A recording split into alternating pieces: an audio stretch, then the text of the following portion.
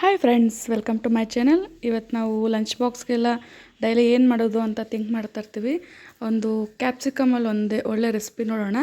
ತುಂಬ easy friends. ಒಂದು capsicum ಇದ್ದರೆ ಸಾಕು.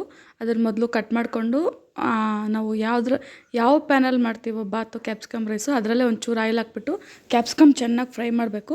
ಅದು ಫ್ರೈ ಆಗೋ ಅಷ್ಟರಲ್ಲಿ ಒಂದು ದೊಡ್ಡದೊಂದು ಆನಿಯನ್ ಕಟ್ ಮಾಡ್ಕೊಂಡಿದ್ದೀವಿ, ಮತ್ತು ಟೊಮೊಟೊ ಒಂದು ಕಟ್ ಮಾಡ್ಕೋಬೇಕು. ಒಂದು ಸ್ವಲ್ಪ ಪುದೀನ, ಶುಂಠಿ ಬೆಳ್ಳುಳ್ಳಿ ಪೇಸ್ಟ್ ಜಜ್ಕೊಳ್ಳಿ, ಇಲ್ಲ ಪೇಸ್ಟ್ ಆದರೂ ಹಾಕಿ ಅದೆಲ್ಲ ರೆಡಿ ಮಾಡ್ಕೊಂಡಿದ್ದೀವಿ.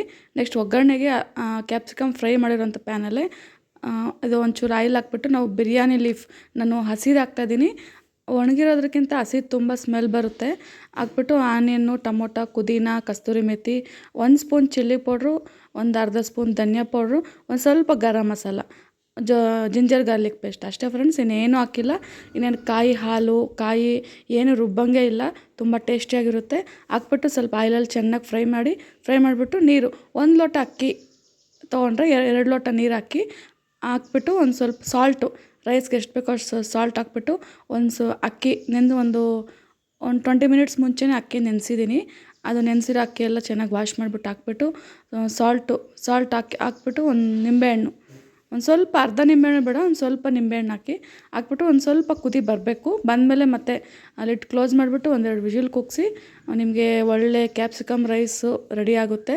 ನೀವಿಲ್ಲಾಂದರೆ ಕ್ಯಾಪ್ಸಿಕಮ್ ಸ್ವಲ್ಪ ಉಪ್ಪು ಖಾರ ಬೇಕು ಅಂದರೆ ಸ್ಟಾರ್ಟಿಂಗಲ್ಲಿ ಫ್ರೈ ಮಾಡ್ಕೊತೀವಲ್ಲ ಎಣ್ಣೆಯಲ್ಲಿ, ಆಗಲೇ ಒಂಚೂರು ಉಪ್ಪು ಖಾರ ಹಾಕ್ಬಿಟ್ಟು ಚೆನ್ನಾಗಿ ಆಯಿಲಲ್ಲೇ ಫ್ರೈ ಮಾಡಿಕೊಂಡು, ಈಗೆಲ್ಲ ನೋಡಿ ಬಾತೆಲ್ಲ ರೆಡಿ ಆದಮೇಲೆ ಮೊದಲೇ ಫ್ರೈ ಮಾಡಿರೋಂಥ ಕ್ಯಾಪ್ಸಿಕಮ್ನ ಈಗ ಮಿಕ್ಸ್ ಮಾಡಬೇಕು. ಯಾಕಂದರೆ ಕುಕ್ಕರಲ್ಲಿ ಹಾಕಿ ಕೂಸಿದ್ರೆ ಕ್ಯಾಪ್ಸಿಕಮ್ ಎಲ್ಲ ಪಿಚ ಆಗೋಗುತ್ತೆ, ಬಾಯಿಗಂತೂ ತಿನ್ನೋದಕ್ಕೆ ಸಿಗೋದೇ ಇಲ್ಲ. ಈ ಥರ ಫ್ರೈ ಮಾಡಿ ಮಿಕ್ಸ್ ಮಾಡ್ಕೊಳ್ಳೋದ್ರಿಂದ ತುಂಬ ಟೇಸ್ಟಿಯಾಗೂ ಇರುತ್ತೆ.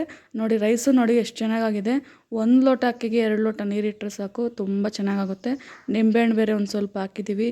ಉಪ್ಪು ಖಾರ ಎಲ್ಲ ಪರ್ಫೆಕ್ಟಾಗಿದೆ, ತುಂಬ ಟೇಸ್ಟಿಯಾಗಿರುತ್ತೆ. ಒಮ್ಮೆ ಟ್ರೈ ಮಾಡಿ friends. Thank you for watching.